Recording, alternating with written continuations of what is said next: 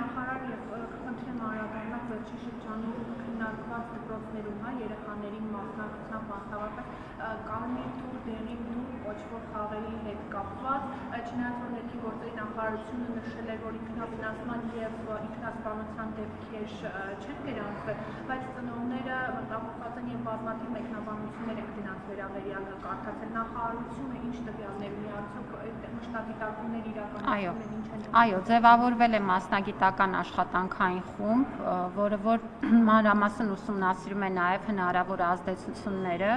եւ իհարկե մենք մոնիտորինգ ենք իրականացնում եւ բնականաբար դպրոցները զգուշացված են, որպեսզի ուշադիր լինեն եւ ուրեմն երեխաների շրջանում նման ուրեմն խաղերի տարածումը տեսնելուն պես համապատասխան քայլեր ձեռնարկեն թե դասղեկների, թե դպրոցի այլ մասնագետների, գիտեք նաև հոգեբանների հաստիքն ենք պարտադիր դարձրել դպրոցներում եւ տարբեր ուրեմն աշխատակազմներ գրավելով տեղում արագ արձագանքեն, բայց մենք նաև մասնագիտական աշխատանքային խմբի աշխատանքի արդյունքում ավելի մեթոդական նաև ուրեմն աջակցություն կցուցաբերենք։ Այս պահի դրությամբ որևէ